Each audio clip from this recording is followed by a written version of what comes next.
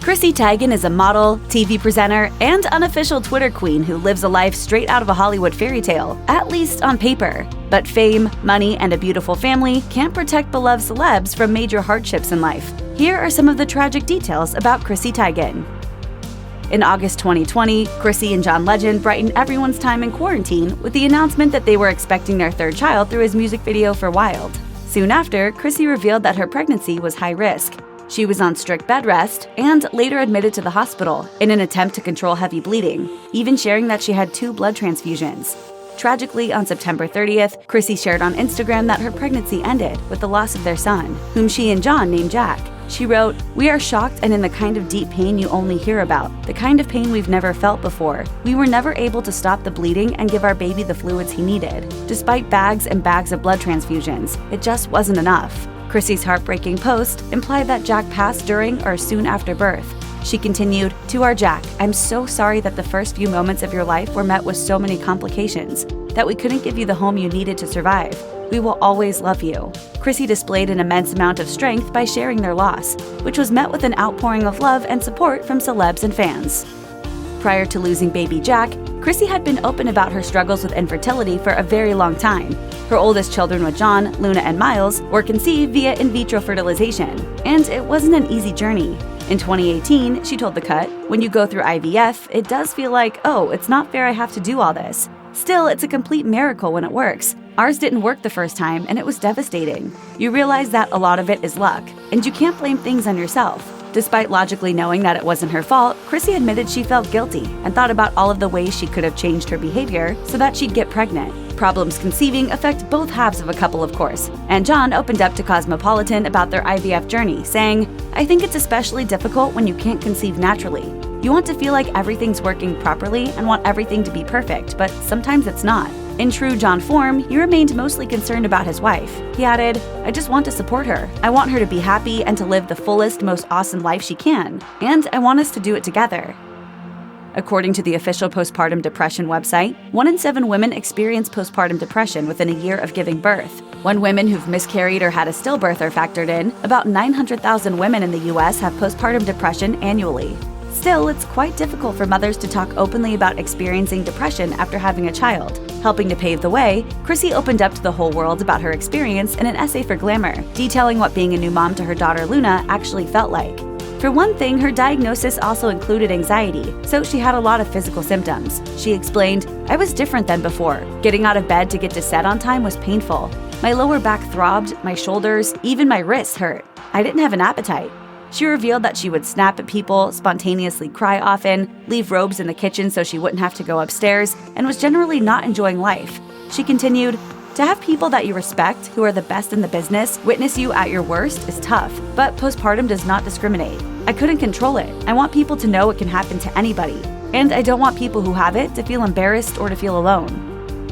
Amidst being a new mom with a bright spotlight on her, Chrissy admitted to Cosmopolitan in 2017 that she was, quote, "point blank just drinking too much." As the model explained, the celebrity lifestyle makes that very easy to do. She revealed, "I got used to being in hair and makeup and having a glass of wine. Then that glass of wine would carry over into me having one before the award show, and then a bunch at the award show. And then I felt bad for making kind of an ass of myself to people that I really respected. And that feeling, there's just nothing like that. You feel horrible.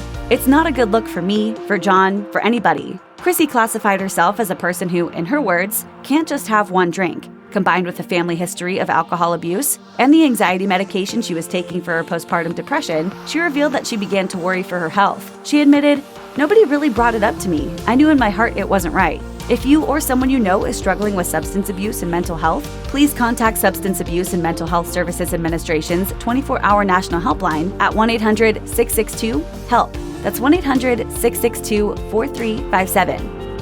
Chrissy has worked hard to become a cookbook author with a brand outside of modeling and being known as John's wife. And considering the fact that she makes an estimated $12 million a year on her own, this multi-talent is doing fine. But not everyone in the culinary world appears to respect her. In May 2020, the New York Times food writer Alison Roman infamously commented to the New Consumer on Chrissy's success following her Cravings cookbook. According to Vox, Roman's since deleted quote was, "Chrissy had a successful cookbook. And then it was like, boom, line at Target, boom. Now she has an Instagram page that has over 1 million followers where it's just like people running a content farm for her. That horrifies me, and it's not something that I ever want to do. I don't aspire to that. Roman's comments sparked controversy, and a response from Chrissy, who said in a series of tweets, "This is a huge bummer and hit me hard. I have made her recipes for years now, bought the cookbooks, supported her on social, and praised her in interviews. I just had no idea I was perceived that way, by her especially." The racial implications of Roman's comments were also reported on. And despite Chrissy accepting her public apology, Roman's column was placed on temporary leave. Of Roman's consequences, Chrissy tweeted that she hadn't meant for Roman to be punished and didn't support the New York Times decision. No one writes a tweet quite like Chrissy, and no one gets trolled on Twitter quite like she does either. The popular model has been blocked by President Donald Trump, who also called her a filthy-mouthed wife in a 2019 tweet. But as Chrissy told Vanity Fair, "I don't care about pissing off a bunch of bigots." Who's the scariest villain of all time? Donald Trump. However, it's been the comments criticizing her and John's use of IVF that took trolling to a whole new and incredibly mean level for Chrissy. The model, who is famously candid and rarely has the occasion to delete tweets, has sometimes erased her own responses to comments about her fertility struggle. According to Glamour, after a Twitter user asked why Chrissy didn't, quote, "give it a minute to try naturally," Chrissy responded, "Hi Linda, thanks for asking, you complete witch. I tried for about 9 years. Anything else? Let me know."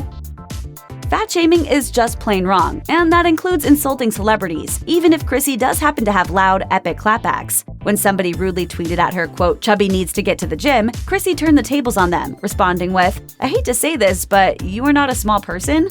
Also, I don't care about my weight, so this does not hurt." Not everyone is able to brush off negative feelings about their bodies. So how does Chrissy manage to do it? She told Glamour, "If you hear the same comment over and over again, it gets to you. But when you are happy in other aspects of your life, you care less about it. I'm already thinking enough things I am mad at myself about. I can't add my body into it."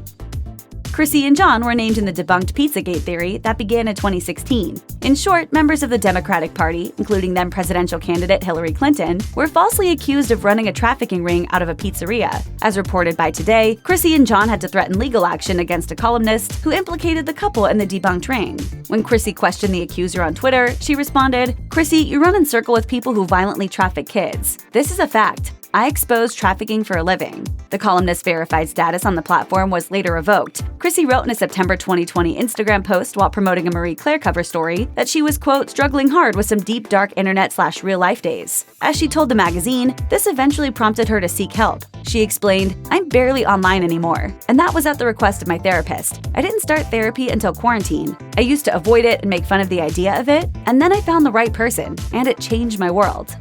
Check out one of our newest videos right here. Plus, even more Nicki Swift videos about your favorite celebs are coming soon. Subscribe to our YouTube channel and hit the bell so you don't miss a single one.